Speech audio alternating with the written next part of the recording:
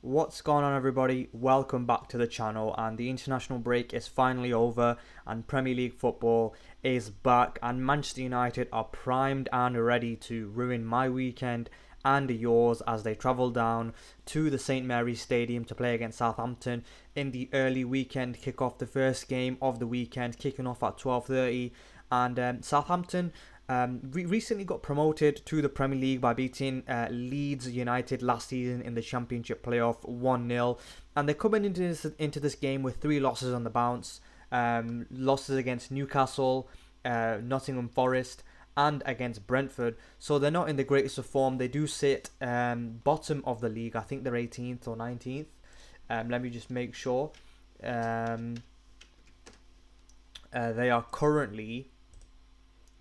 Oh, they're 19th in the league, yeah. So Everton are bottom. They are 19th in the league on goal difference with a -4 goal difference. Man United aren't great either with a -3 goal difference, only picking up 3 points on the opening day against Fulham, with losses to Liverpool and Brighton. So Man United and Southampton both come into this game not with the greatest of form. Both are looking to bounce back. So Man United have only picked up a possible 3 points out of a possible 3 points out of a possible 9, like I said. And Southampton, their philosophy is kind of ball possession and progressing the ball and moving the ball forward with progressive passes. They like to invert the fullbacks, and they like to play quick short passes or combos through the middle of the pitch, and it's quite sustained, slow build up. In my opinion, the build-up doesn't lead to too many chances. In the first 3 games that we've seen, I don't think they've created that many chances.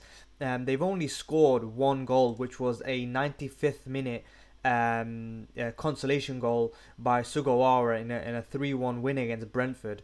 And that's the only goal. In terms of possession, like I said, they do like to dominate the ball. In terms of the shape, usually they're going to be lining up in a 3-5-2 formation, but that can switch to a 3-2-5 or a 2-3-5 as well. And like I mentioned before, they do like to hold on to the ball, and usually they do like to set up in a 3-5-2 formation. You have the centre backs, Harwood, Bellis, Bednarek, and Stephens, really holding onto the ball quite well and progressing it forward. If you look at the progressive passes, these 2 players in the Championship, Harwood, Bells and Bednarek, they carried the ball an absolutely ridiculous amount of time and completed more passes and maintained the highest pass accuracy of any other player in the division. They do like to dominate the ball. They do like to dominate possession, playing the ball out from the back. And in terms of possession stats, they rank second for most in possession. They are only behind Manchester City in terms of total percentage possession wise.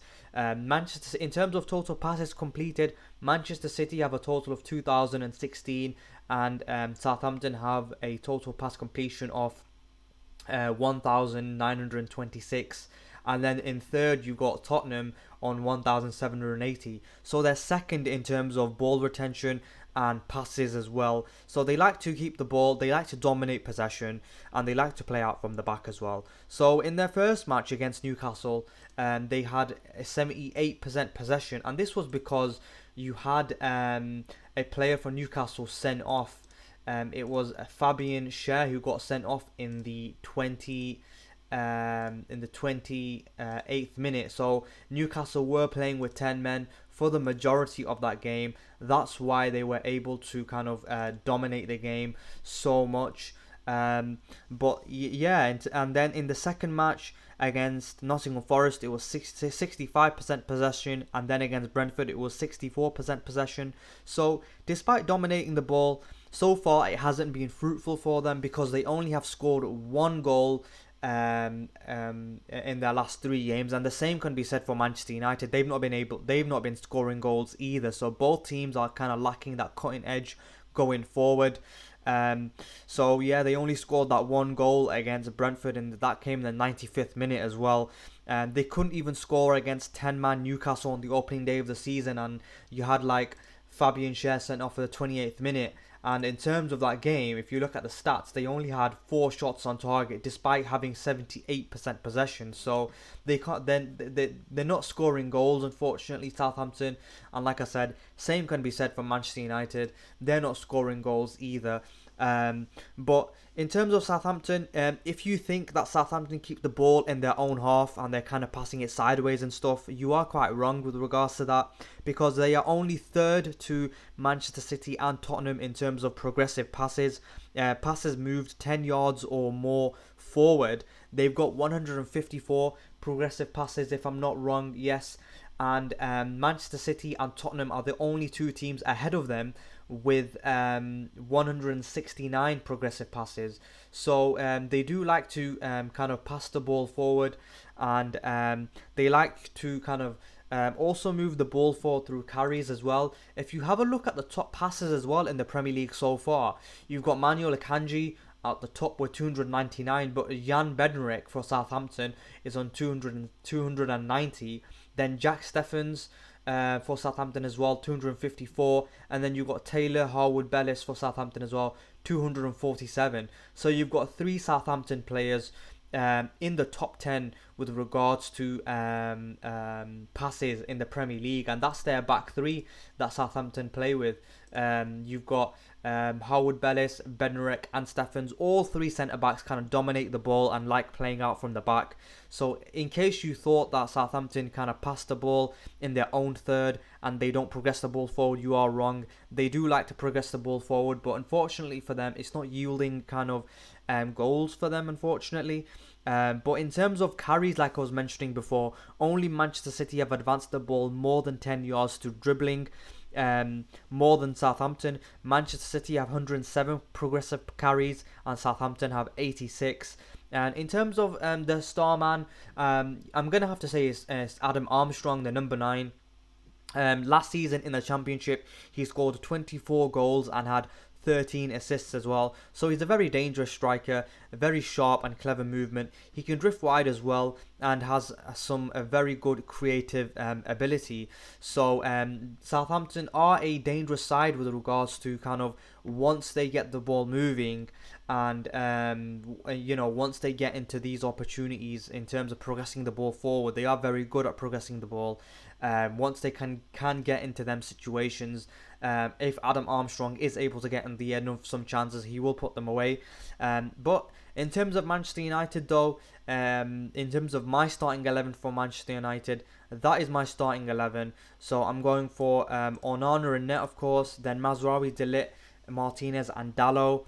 I'm going for Ugarte and Mainu. I'm bringing Ugarte in for Casemiro because I think Casemiro's been poor. Even though he's okay against Fulham and was unlucky to come away with an assist, I do think that it's time that we see Manuel Ugarte make his full debut. I'm not sure if he will because he only did come back on Thursday after playing for Uruguay during the international break. So I'm not sure if Erik ten Hag is willing to start him. So I wouldn't be surprised if I saw Casemiro back in there as well.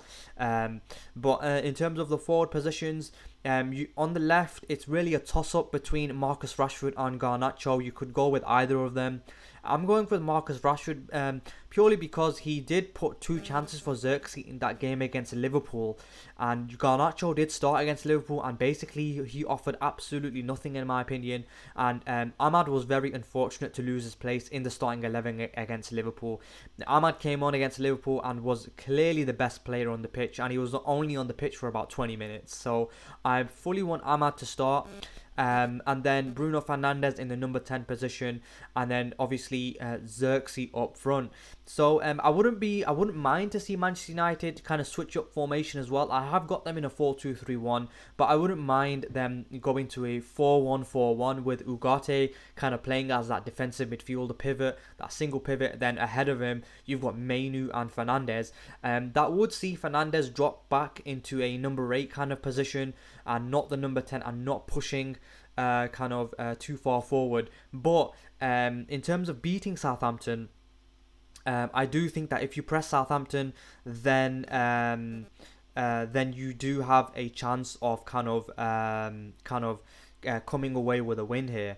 So that's my starting 11. I wouldn't mind Man United also pressing high as well with the likes of Ahmad, Rashford, Fernandes and Xerxes. Maybe we do see that kind of 4-2-4 pressing shape that Erik ten Hag likes, because like I said, like I was mentioning, Southampton do like to play out from the back, and they do kind of mess it up quite frequently as well.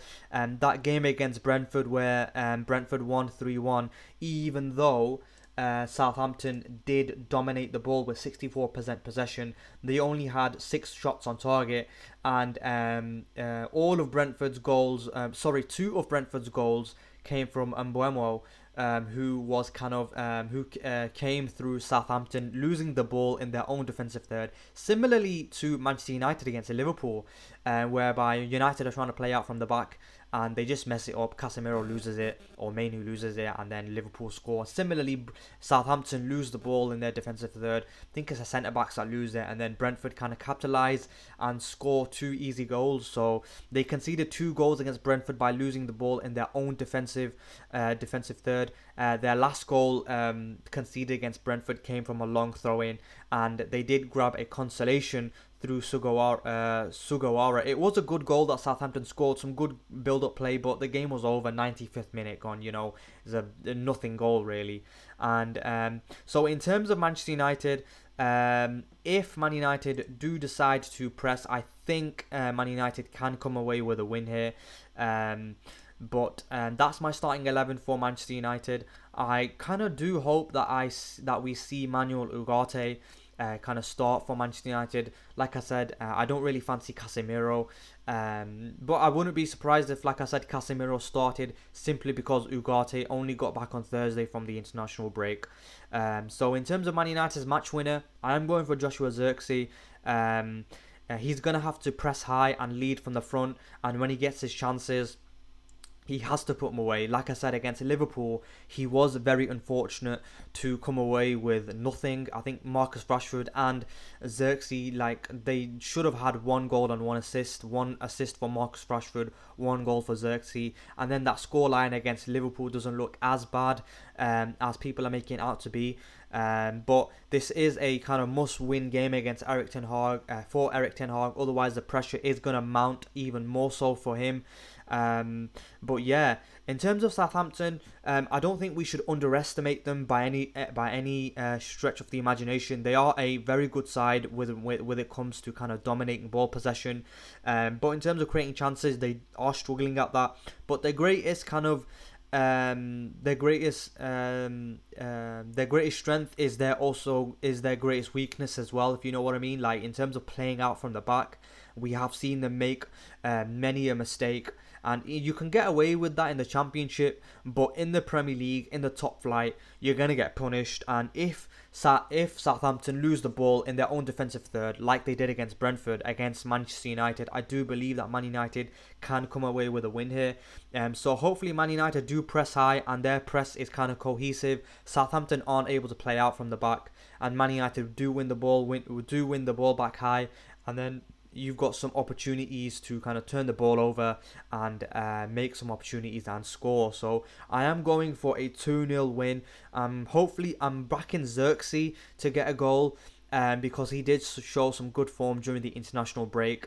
I'm not sure if he scored or not, but I think he played well. And I'm going for an Ahmad goal as well. So hopefully Man United win 2-0. This is a must-win game, like I said, for Man United. They're coming away from last 2 Premier League games have been defeats, and the next game is in the EFL Cup, if I'm not mistaken. So I think, so 2-0 Man United. If you win the ball back high, you will score against them. And anyway, that's been the preview. If you let me know your thoughts in the comments below. Please like, comment and subscribe, and hopefully Man United have bagged all 3 points and they've not ruined our weekend like they have done the past 2 weekends. And I'll see yous after the match.